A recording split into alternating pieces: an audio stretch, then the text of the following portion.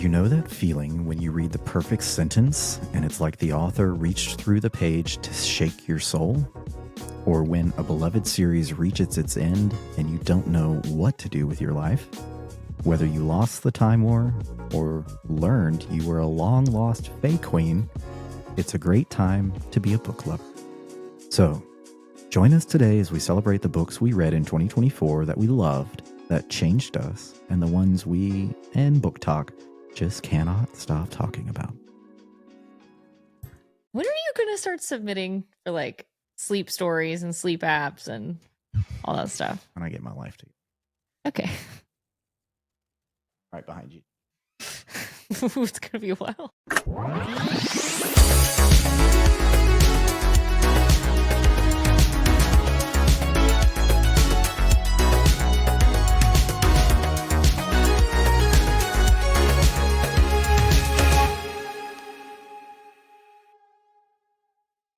Hello. Howdy. And welcome to Once More Unhinged, our weekly chat show where we discuss whatever is popping off in pop culture or whatever we want because it's our show and we can do that. And I'm Jen Katz. And I'm Ryan something. Hey, Ryan. Hi, Jenny. How are you? I'm doing great. How are you? I'm doing well. Yeah. Yeah. We've got cold weather in Texas. I love it. Winter in Texas is great because it's like 30s at night and like 50s, 60s in the day. Stunning. Sun comes out in the afternoon sometimes. Yeah, the past few days have been It's lovely. been great. I've had my convertible out and just been like driving around. The weather's been perfect. It's really been nice. It's a little overcast today, but I still dig it. Yeah. You know, some have said that I'm an open book. That Kind of a smutty book, but yes. Yeah. That was good. Yes, we're here today. We are. To talk about all the books we read in 2024. Well, Yeah. not necessarily all of them, our favorites. Our favorites. And we will put a list of the books that we read in our show notes. So we absolutely will. You can check it out. We'd be happy. I know people ask me a lot whether or not we talk about books on the podcast or if I have a book recommendation or what I'm reading. And I think it's really important that besides just kind of like pop culture involving like movies and series and things like that, that we talk about music, which we did. We talked about Sabrina Carpenter's album when it came out over the summer. Loved it. But we haven't had a really good book talk. We haven't. TALK, not TOK. Oh, may its memory be a blessing. We only have a few more days, allegedly. We'll get to that later. We'll get to that. So, Ryan, you want to get into it? Let's get into the books.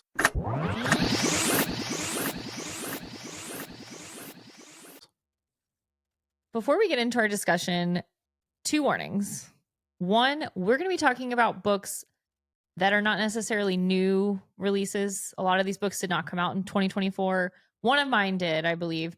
But these, you're going to see books from the 90s, from before the 90s. I mean, we're all over the place. So if you're coming here expecting like us to review hot new releases of 2024, that's not it. Still stay, hang out. We've got a lot of good recommendations. Some new books, some old books. And that's what's great about reading is that you can pick up something that you read 5, 10, 20, 30 years ago and rediscover it in a different way. Exactly. Good, bad, ugly. Yeah.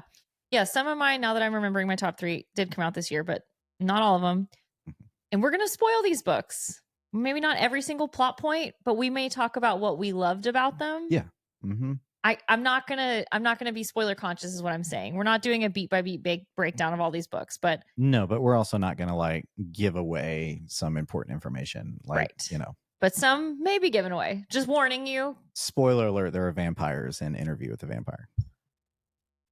That's the kind of stuff we're gonna spoil. Spoiler alert, there's fairies in the Throne of Glass series.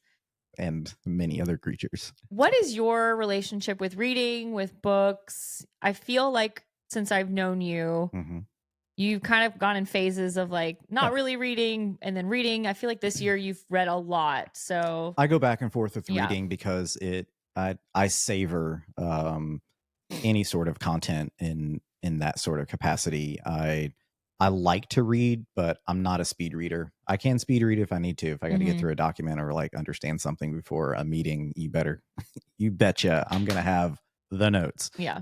That's true. But when Can it confirm. comes to novels, when it comes to poetry, when it comes to different types of writing, philosophical or short stories or otherwise, I really like to take my time. I like to kind of immerse myself in the world that this author has created. So I typically read multiple books at one time. So my my bedside to be read stack is getting higher and higher. That's awesome. I love that. But I grew up in a household where we read, and my mom didn't just read to us, but she took the time to volunteer to read to other kids in my school. So I remember from kindergarten and really preschool and on, I would see my mom at school from time to time during the day because she'd be reading to other kids, because reading I is love so important in the early development of childhood education or childhood early development. So love to read. Also grew up in a household where my mom was a writer, and so I love to read. I love to write. I love short stories. I love poetry, as you know. And it's fun to get into different types of novels. I love historical fiction. I love history books just in general. That's some of the best reading that you can get, because you're reading about real events and what happened looking back. So yeah, love to read. Wish I had more time to do it. It's my favorite thing to do on vacation. Oh yeah. Is to lose my phone and just sit for a book. How about you? Yeah, I love to read. I have always loved to read. I remember If people could see that we were sitting inside your library. I right know, now, right? We'll have to do it'd be some very fitting. behind the scenes. Yeah. Yes, we record in my office/library. So I love to read. I remember being in first grade learning to read and just not stopping. Mhm. I've always read. I've always had a book that I'm reading. It's Sure. it's physical mostly, but I've gotten more into audiobooks in the last few years, especially after having children. And it's escapism for me, Yeah. for sure. I love that's one of the things we've bonded over in our friendship, getting lost in a story, in a world, whether it's reading, TV, movies, any of that. But yeah, I just love to get lost in a world. I really, really do. But I love books. A good book can take you out of that. I try to read every day. Yeah. Like before bed is usually when I crack open my books. And I had a lot of good books I read this last year, so I'm very excited to talk about them. So I think we're going to go with our top 3 books that we read, and then we'll kind of mention some of the other ones we loved. And like Ryan said, we'll link all this in our show notes. You can see. But yeah. And it's important to point out that my top 3, your top 3 are not the top 3 best books of the year, but they're the 3 that come to mind as far as like, hey, if we're going to give you 3 recommendations from our list, here are the 3 that I would recommend. That's it. Yeah. Cool. So I'm going to start in descending order. Okay. Number 3 is Stone Blind by Natalie Haynes. Okay. I am a Greek myth girly. I think you should read. I love a Greek myth. I know. You should read Stone Blind. Okay. It's a retelling of the myth of Medusa and Perseus. Love it. Each chapter has a different narrator. And, it gives Medusa her due and shows the more sympathetic portrayal of that character, because they don't portray her as being stone cold. No, I mean, she still becomes a Gorgon. Ooh. But it hot. Talks about, one of the myths of Medusa is that she became a Gorgon because she was assaulted by Poseidon on Athena's altar, and Athena punished Medusa for it by turning her into a Gorgon. Yeah, interesting.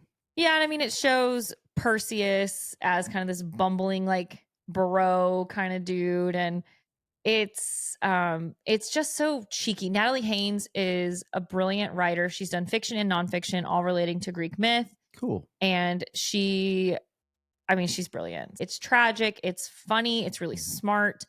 And we've talked about Greek myth books on this podcast before. We've both talked loved about Madeline Miller. Yes, who wrote Circe and Song of Achilles. 2 books that you recommended to me that I read in 2023 and loved. Stunning. Burned through them. I don't burn through a lot of books. Yeah. Like, as I mentioned before, I'm a bit of a slow reader. I couldn't put it down. They're so good. Great storytelling. Yeah, this book was up there with Circe and Song of Achilles for me with with retellings of Greek myths. Cool. Honestly, if you're listening, team at Blood of Zeus, I feel like they could do a brilliant anime of Stone Blind or Song of Achilles. Like, I'd love for them to continue the theme of kind of the Greek and, mythological storytelling, retelling of stories. I just think that their concept for their show was so brilliant. All right. So number 3, Stone Blind by Natalie Haynes. Yeah. My number 2, this did come out at the end of 2024 in November. Yeah, you blew through this one too. I sure did. It's Cher, the Memoir Part 1. Hey. Funny. I would have had That's it. my worst Cher impression. I think it was great. I would have it on our display pile here, but I think your mother actually borrowed it. She still got it. Good for her. Yeah. It's written by Cher. It's my friend Courtney. Gave this to me for my birthday, and I think I devoured it in a week. Cool. And I immediately got on Audible. It's amazing. I love Cher. Well-documented love of Dolly Parton and Cher. Mm-hmm. And I didn't think it was possible to love her more, but after reading this book, I bowed it. I want a Cher tattoo. I love this woman, and reading the book is amazing, but hearing the Audible version, and she doesn't narrate all of it, but hearing her story in her own voice, it's an experience. Yeah. I mean, I'm glad she finally did that. I know. Because it was time to really hear her voice. It was. Again, as we were talking on another episode of the podcast about the spin cycle of Hollywood and how everything has an image and there's a narrative. Yeah. I love it when celebrities come out and we see these biopics or we read these books that really give us more information from the person themselves and also from historical documented evidence. Right. I'm ready for Dolly to do the same. Oh, that's coming. It's going to be a musical and a movie and, a series and an album. Can't wait. Dolly's going to do it right. She is. That's great. I know that you were really excited about this. You've been sharing some little known stories that I think TikTokers have kind of picked up from the book and started talking about. And I think Cher's great. It's great to be a woman during this time period of Hollywood and the entertainment industry, and to go from one side of it, which was very objectified, into and really you were relegated to. I mean, Sonny ran her life for her, like Tina and Ike and so many others, and a lot of it was very toxic. To then moving through the feminist empowerment movement. And now, I mean, I love the interview that she did where she always quotes, my mom asked me, when I was going to marry a rich man, she's like, Mom, I am a rich man. And it's like taking back her power. I love that for her. And the rest of her life is, just been incredible. I think she said the best year of her life was like when she turned 40 and like into her 60s, where she was free to be herself and do what she wanted to do without any man or anyone from the industry controlling her life. Yep. I love that. I think anyone who not only a fan of Cher should read this, but if you're just a fan of music, it's a great look at Los Angeles and the recording of the music industry in the 60s and 70s. There's a great story about how what a time to be alive. She was, there's some things that are problematic, right? But this is a different time. She was 17, maybe 16, 17, driving on Hollywood Boulevard and pulls into a pharmacy, and someone cuts her off. She gets out of the car and she's like yelling and like, what the fuck are you doing? It was Warren Beatty. And she said, and he looked and smiled that smile. And it was like, let me take you to dinner. And they go to dinner, and he was dating Natalie Wood at the time, and they go back to his house. Sure, he's dating more than those two. She was right. And they went swimming in the pool, and she was wearing Natalie Wood's swimsuit. Like, it's so full of these stories and anecdotes, and it's great. That's great. I love the peek behind the curtain. Part 2, I think, is coming out later this year. Oh, yeah. It's a part 1. Part 2. Yeah. It ends with her taking a meeting, I think, for Moonstruck. Yeah. And then, I love the film Moonstruck. I can't wait to get into that. Arguably, I love Nicolas Cage, but arguably his most serious role, and just nailed it. He did. So part 2 later on this year, but my number 2 book is Cher, the Memoir Part 1. I mean, even the description, like, in the author's Wicked page. Part 1 and Part 2, Cher Part 1. What a time. Can we just have it all together? Yeah. Well, we're going to need something to get us through. I mean, with her sort of life, I'm surprised there's not like a Part 3, Part 4. Could This be. could be We an don't entire know. series of Yeah, books. it's an anthology. As all her memories start coming back up, it's like, well, Yeah. hold on, I got enough for another Got book. another story. Yeah. Her chicken shop date with Amelia de Moldenberg is also did she hysterical. do Chicken Shop? Oh my God. She's just so dry. She's like, this is terrible. Okay. My number one is not just a one book. It is a series of books that I've talked about on the pod before. There it is. It is the Throne of Glass series by Sarah J. Maas. You've been all over the place with this book. At times you were like, oh, this is the best. And then you got to one of the other books and you're like, I don't really know if I can even finish this. And then you kept going. Yeah. And, so I feel like you've had kind of this sort of relationship with it. And I don't know if that's the writing or the story, but when you finish it all, you've had nothing but glowing remarks about it. Yes, as a exactly. series. Yeah. The first book she wrote when she began writing when she was a teenager, and boy, does it feel like it. One-dimensional characters. It's like, okay, a teenager wrote this. Then you get into the rest of the series, and man, the world building is phenomenal.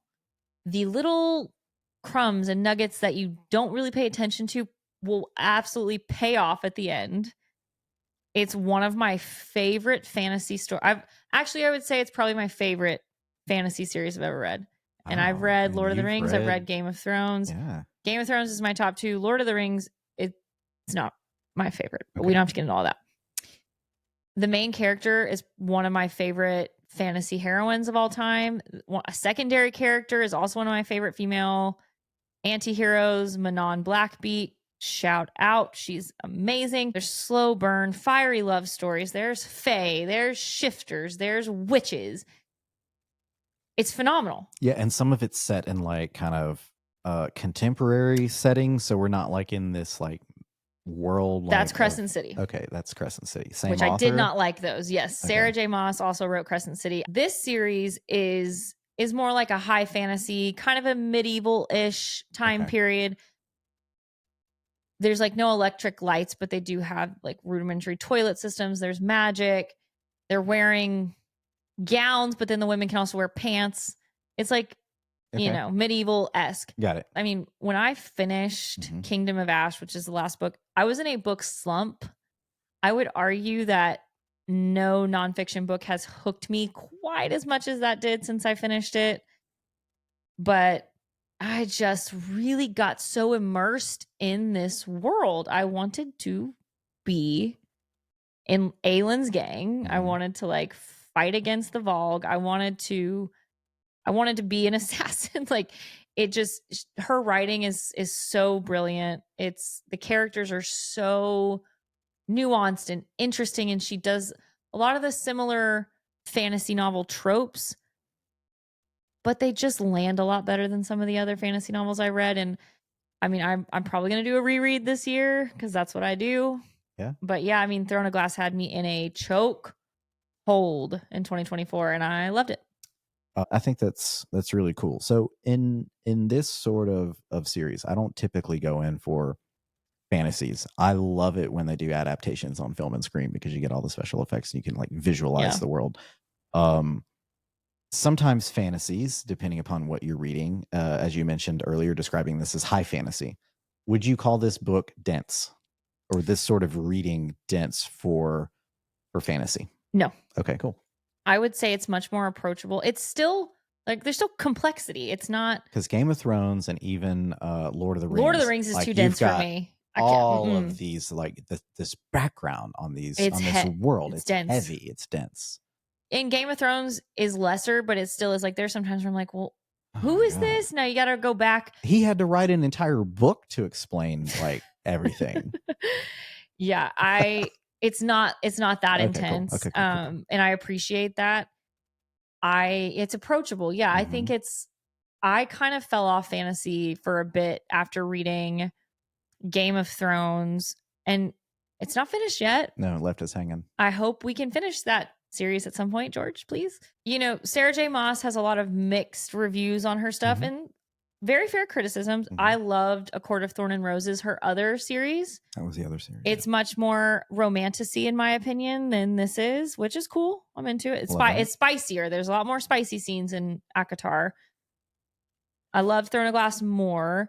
I love when people like use the term like fairy slut Fairy Smut. Excuse me, Fairy Slutty, but Fairy Smut. Was that your nickname in college? It might be my nickname now. I never know. Yeah. And Crescent City, like I said, I know people are out there screaming. Two of our best friends, like, love y'all. They keep telling me to power through. I can't. I barely finished the first book. I couldn't even get into the second book. No. But I loved Throne of Glass, and that was my top reads for 2024. So Jenny. Yes. Those were 3 books out of a list of almost 20 that you read over 2024. Those are the ones I can remember. Those are the ones that stood out for you. Are there any honorable mentions that you have in your list here? And we'll put the list in our show notes as mentioned before. Yeah, absolutely. So I would say honorable mention is The Pairing by Casey McQuiston.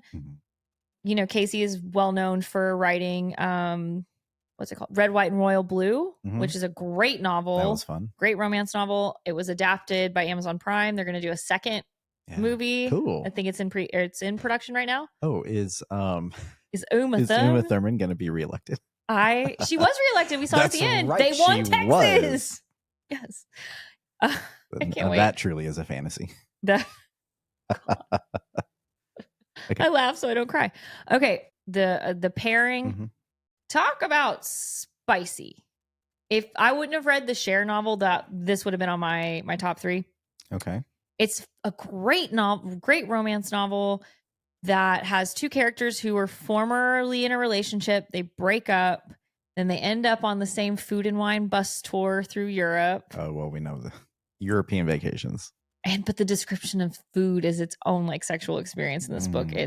You're going to be hungry for lots of things after you read this. Ooh, I'm in. I was reading it on vacation with our kids when we went to Florida, and I was there sometimes I can't read this right now, but that's definitely an honorable mention. I loved, and it's, gotta we kind of mentioned spoiler. I'm not trying to spoil anything, but it's refreshing to read this novel because there's a non-binary character. One of the main characters is non-binary. Ooh. And so the description of sex and how they engage in sexual activity is, it's not typical heteronormative stuff. So it's interesting to read, and I enjoy that. Great. So my second honorable mention would be From Here to the Great Unknown. I don't typically engage in memoirs as much, but I read 2 this year, Cher, and then this one, which was written by the late Lisa Marie Presley and finished by her daughter, Riley Keough. I'm a big Riley Keough fan.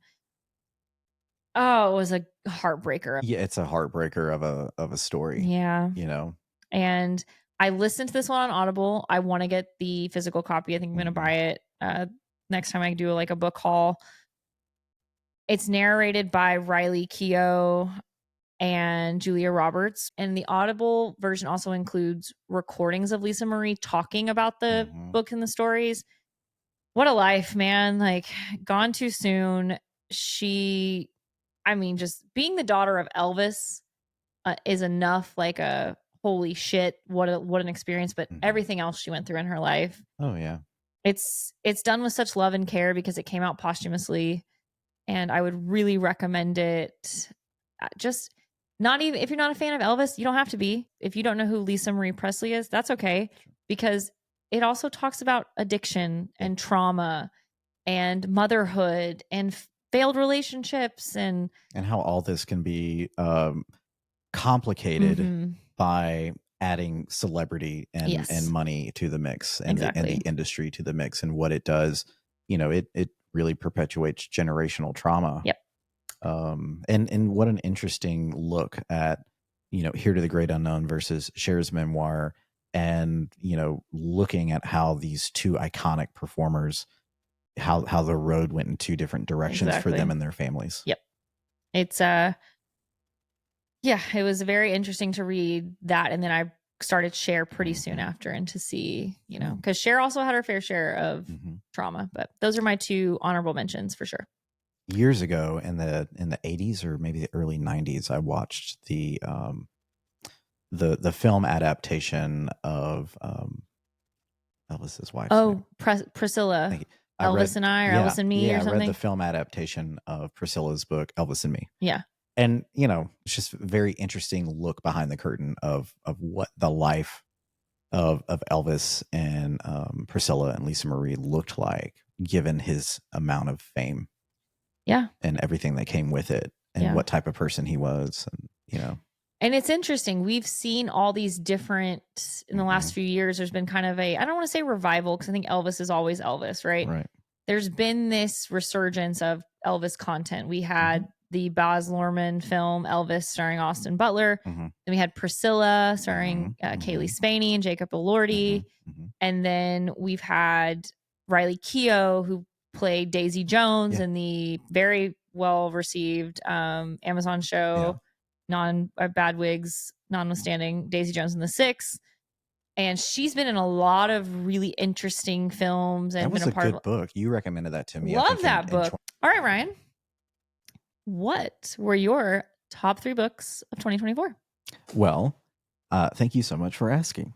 You're so welcome. That's why I'm so nice. You are. I mentioned in my show notes that I read with intention this year, and I did. It was my intention when I started 2024 to read more. I didn't get through every book that I started in 2024, but I did get through like quite a few, like 11 to 12 or 13 different books, depending upon which ones I finished and didn't finish in 2024, because some of them have bled over into 2025. I should have finished that weeks ago. But the ones that you read it on your own time. For me, it's like I should have finished it. All right. So of the books that I read in 2024, the standouts for me, first off, was revisiting Anne Rice's Interview with the Vampire. And that was triggered by us watching the AMC Plus series Interview with the Vampire, which we've also covered on the podcast. Yes, we have Sam Reed, our guardian vampire, looking over us.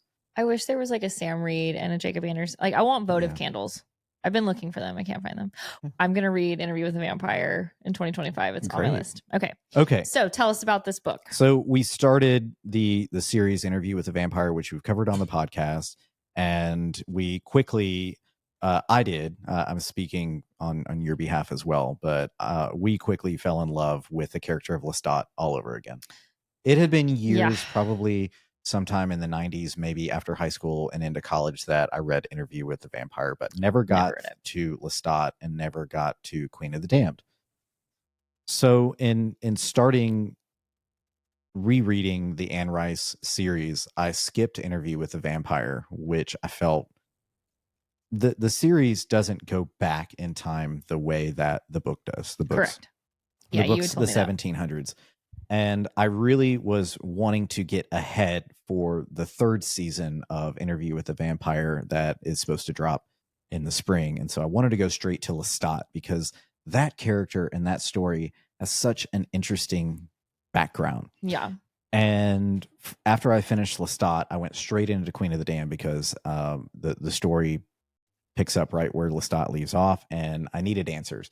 I think what season 3 of the AMC Plus series is going to cover will be the book Lestat and into the Queen of the Damned. Oh, you think they're going to kind of combine? I think they're going to combine it, maybe enough to give them a 4th season, because there's quite a bit that happens in Queen of the Damned, and there's plenty enough to cover in Lestat.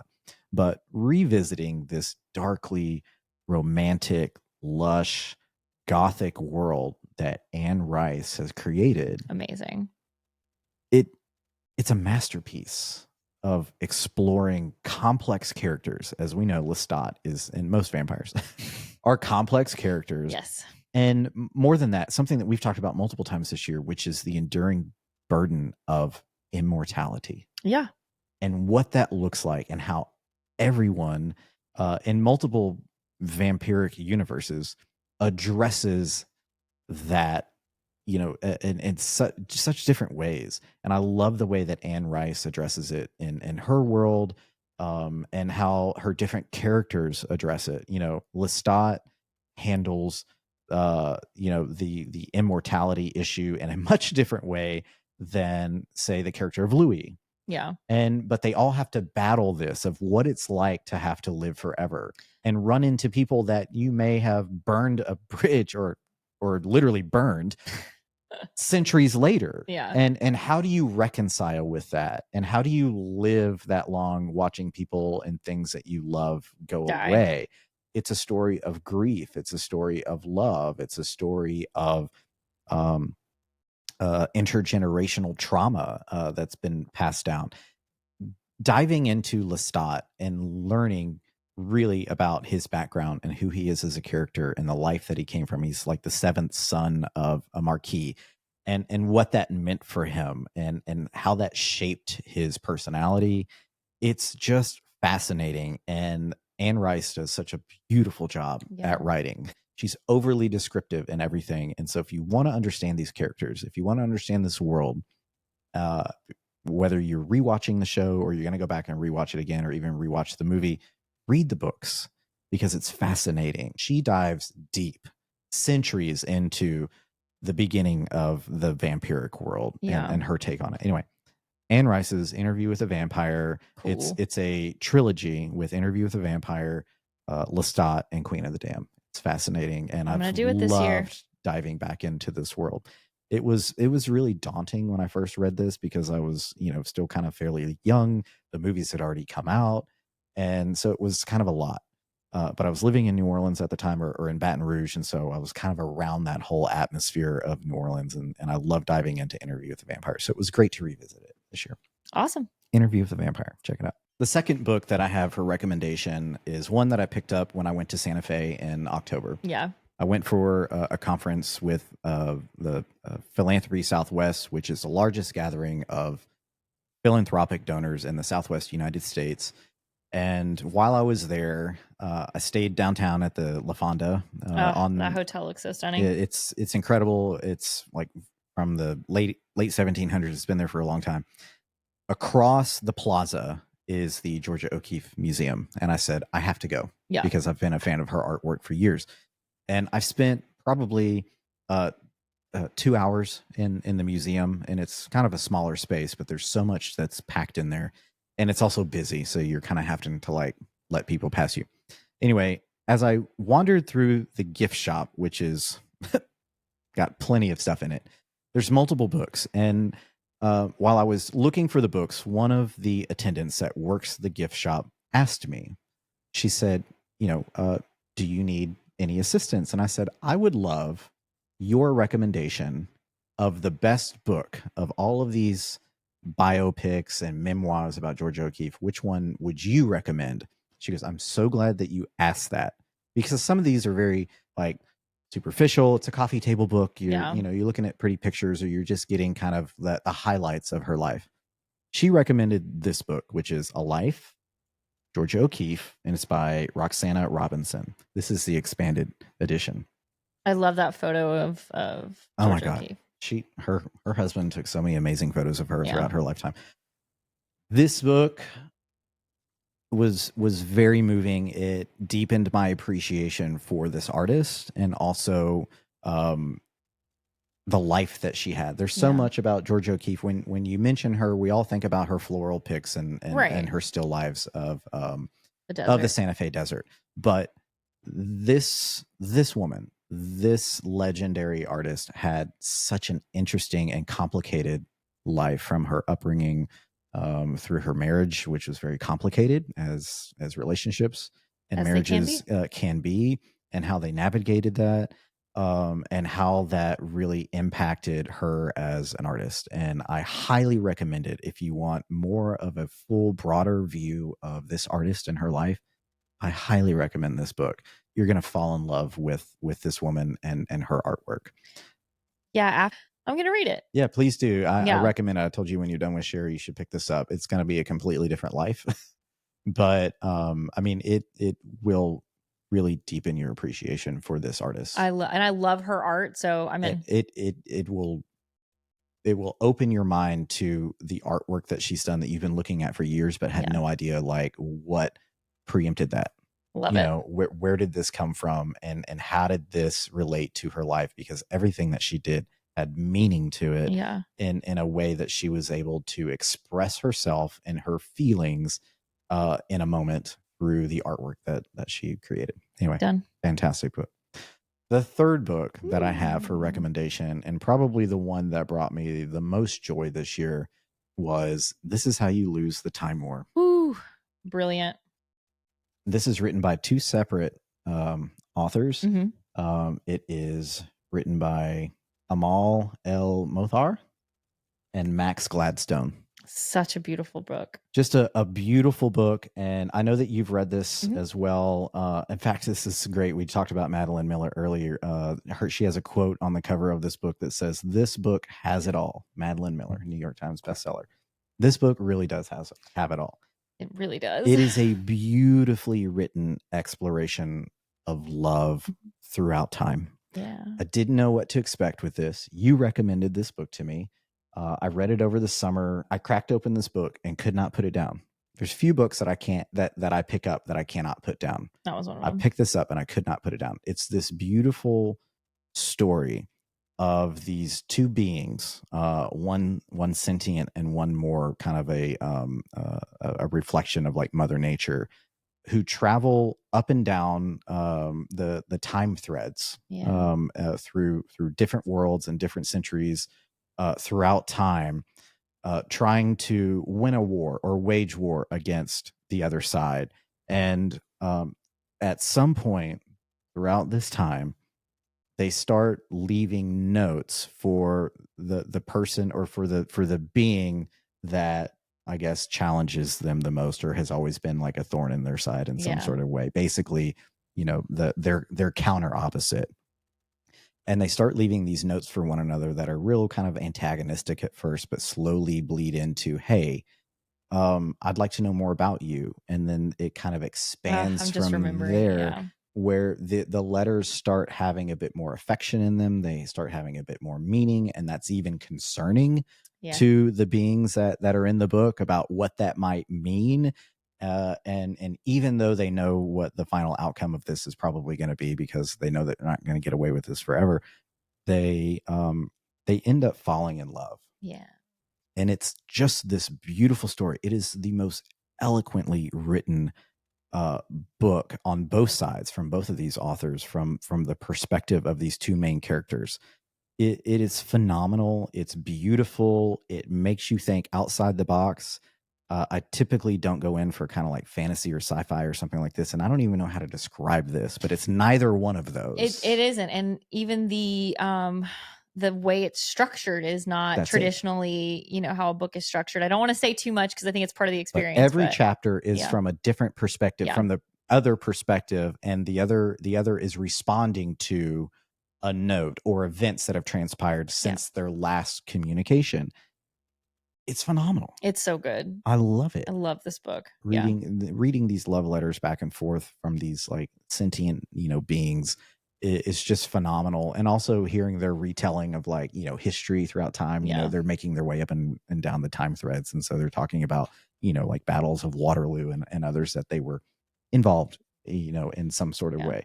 They're basically saying and making the nod to like kind of, pull one thread and the whole thing comes undone. You can change. It's the butterfly effect. You can change one thing throughout history that will completely change a timeline thread throughout the rest of time. And so you have these two beings that kind of bounce through these timeline threads. It's really fascinating the way that it was written. The kind of the concept of the book to me very interesting, is very intriguing and very wouldn't call it cutting edge, but just different. It is. It's not. It's non mainstream. I don't know. I love it. I know the book got a lot of chatter. It's gotten a lot of great reviews, and so I highly recommend This Is How You Lose the Time War. This is a book that I will reread. I know now, like just us talking about it, because I haven't read it for a few years, and now I'm just remembering things. I'm like, there are passages in this book that absolutely made me cry. Yeah. And not because they were sad, but because they were so beautifully written. I'm like, I'd never thought that that's the way that you could express love or envision feelings in such a way. So highly recommend those three books. This Is How You Lose the Time War, A Life about Georgia O'Keeffe, and Anne Rice's Interview with the Vampire. This was a difficult list for me to make because one of the most impactful books that I read this year was Man Enough, Redefining Masculinity by Justin Baldoni. It's a book that challenged how I thought about traditional masculinity, and it leans into men having more open conversations with one another and being more vulnerable with one another. as well as being, more open and communicative with their family and friends. It was a book that I started reading that really pushed back against the norms of masculine behavior, and was one that I could relate to from his perspective of growing up and being ridiculed for being sensitive, and how that affected the outcome of his life and how it affected the relationships that he was in, with himself and with his girlfriends and his wives, and even his parents. And so it was a really great book, and a breath of fresh air to read something from a perspective of more of a healthier way of looking at masculinity. Yeah. And then all of that just kind of seemed to crumble. It was like a house of cards that just kind of like fell when the drama hit with him and Blake Lively. Yeah, which we won't get into here. Which we've gotten into on another episode of the podcast. Yeah. So that was kind of disappointing. I will say, I don't regret reading it. And there's a lot of valuable information that is in that book. It just really taints it that this is all coming from the perspective of a man who has not quite been able to live up to the bar that he set for himself and for others. Yeah. What's another honorable mention you got? What other books have I? Let me look at my list here. Okay, this is a fun one. The other book that I would recommend that I had a lot of fun with, and I bought you and our unhinged flight crew a copy of, is Murder, She Sold. It's on my TBR. This came out in 2024 by a young artist. Her name is Ray Riley. I started following her on Instagram. She was making book recommendations, and she had some other people that she was following on Instagram. And so I saw this book pop up. I went to the description of the book, and I thought, this is a book for me. I need a nice, fun summer, fall, light read, something a little smutty, something a little fun. That. And it was all of that. Not to mention, Ray Riley, you're a fantastic author, and I can't wait to read more of what you write. I hope that this book turns into some sort of a series that surrounds this main character, because I thought it was just fascinating. Anyway, loved this book. It's so much fun. It's about this realtor from Dallas, Texas, who has to go to California to check on her dad, which she has a problematic relationship with. She doesn't want to check in on him, but she feels that it's her responsibility to make sure that her parents are okay. And so she carries a lot of that guilt with her about having to take care of or be there for someone who has not been the best person to her. And so she goes out there to try to check in on her dad, who left her a mysterious voice mail and is not answering any of her phone calls.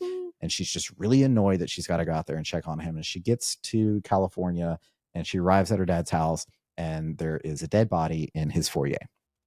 At the same time, she gets stuck in a window trying to break into his house. Her dad is nowhere to be found. He has skipped town, but she meets the local sheriff.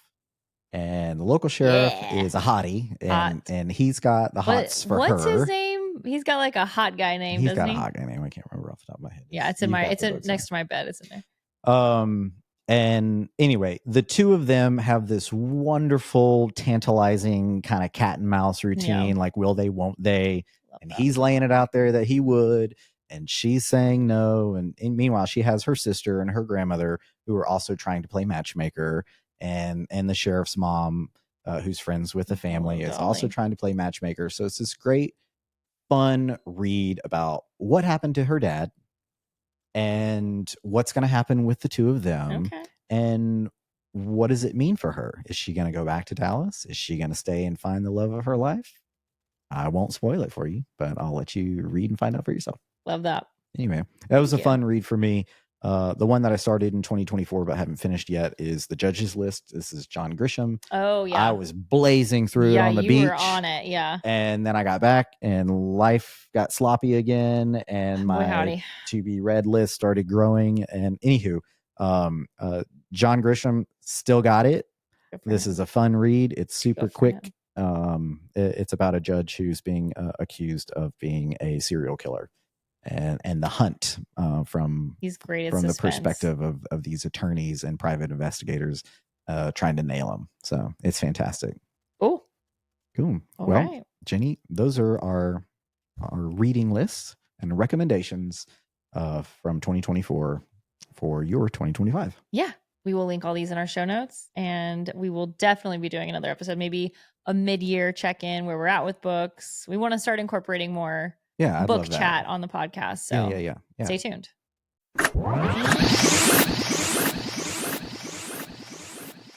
Well, Jenny, this is Unhinged. This is. What is Unhinged this week? We can pour one out for our beloved TikTok. It's still on life support. Not as of this recording, TikTok is still up and running. Hasn't been deported yet. Not yet. But it is seeming very likely on this. What is today's date? 14th. Today's the 14th. Yesterday they had arguments in court. I guess on Friday maybe they had arguments in court as well. Yes. Or over the weekend, because the Supreme Court. We'll hear over the weekend. Yeah. So a law was passed by Congress in 2024, earlier this year, basically saying that TikTok needed to divest from its parent company, which was influenced and owned by influential Chinese government officials. Correct. And so on and so forth.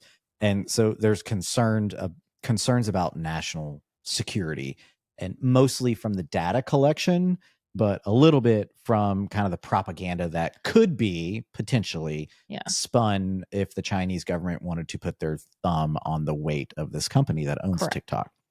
So U.S. government has asked that they divest from the parent company in order to stay in business and operate in the U.S. They have said that that's not going to happen, and now it's being fought in the courts.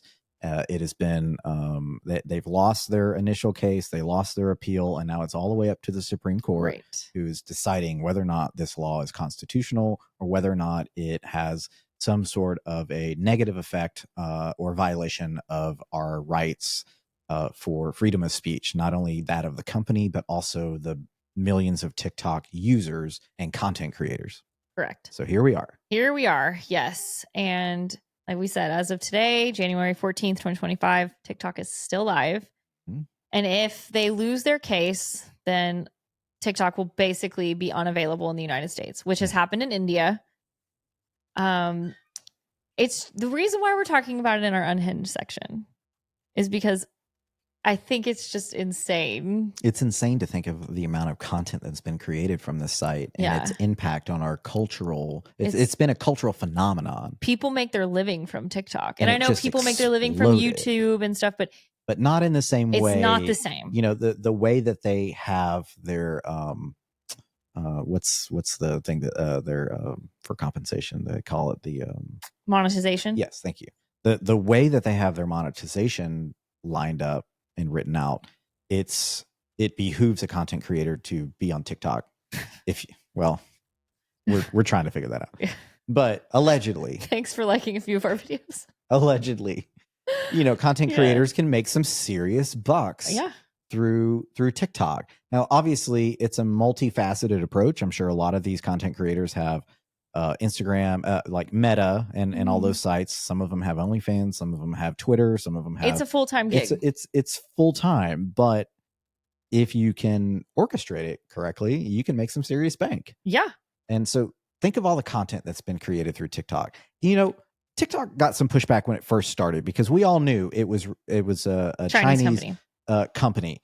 And I remember going back and forth with Lucy in our friend group about whether or not we download TikTok and even have it on our phones. I remember that. Yeah. Versus whether or not we even want to use it. Yeah. And eventually the dam broke and I decided Chinese government probably has all of my information anyway, like the American government. And there's a dossier. I mean, for sure.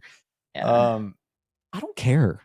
And as I started using it, I was blown away at what any amateur individual citizen can do creatively. Yeah. That's what blew me away about TikTok, was how creative you can get with it and what that meant for people who don't have access. Some of the content creators on TikTok, I'm like, tip of the cap. I'm like, couldn't be me. We're out here trying. Could be us. It would take a while. But Yeah. We're about to be out of time. But it's amazing. And I really didn't get into TikTok until we started the pod, and now I'm obsessed with it. And I'm like, well, what about all the recipes that I've saved? What about all the hair? I've learned to do my kids' hair from TikTok. The dances, the viral trends, the stitching. It's just so much fun. We need this escapism, people. I think it has, it arguably just as much of a positive influence and impact on its users that any sort of negativity about data collection. Right. And also, let's talk about propaganda. Y'all been on Facebook recently? You've been on Twitter. Fuck. You've been on, Facebook and Yeah. others where content moderation has been pulled, where fact checking has been eliminated. Oh God, I'm about to have to get off Facebook with that. So we all have to do our due diligence at deciphering what's real and what's not real. And that's, I know, very difficult and scary going into the age of AI, where a lot of things can be manipulated. And I think that's where the concern is here. But the court, I hope, can recognize that it's not just one app. This is a concern you're exactly right. across the board. And so I think it would be unfair to punish one company versus holding all of them accountable for, monitoring misinformation and for propaganda and its content. Okay, so there's that. Yeah.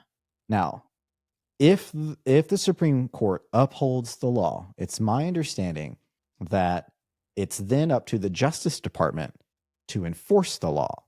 And under the Constitution, the President of the United States has control over the Justice Department.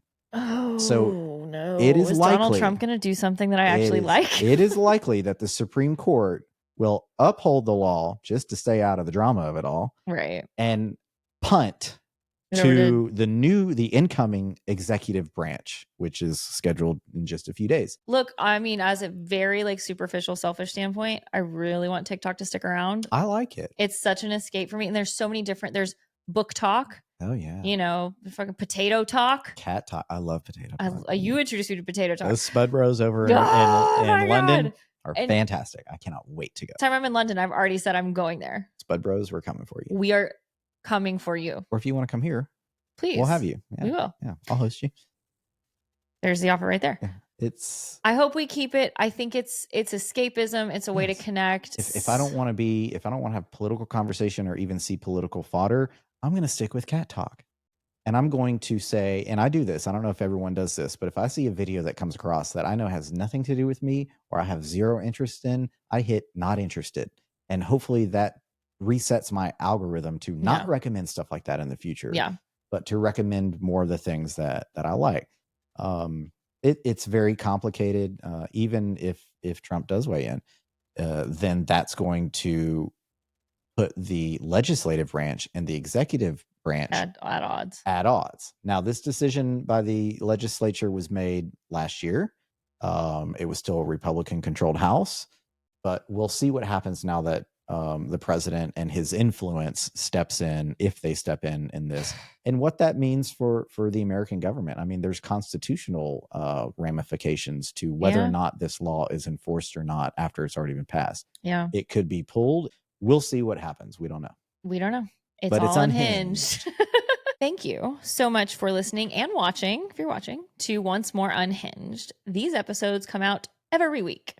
Weekly, yes. Oh, sorry. However you want to say it. These episodes come out weekly. Yeah. You can watch and listen to our Unhinged podcast on Spotify, YouTube, Apple Podcasts, Amazon Music, iHeartRadio, and Google Play. We're everywhere.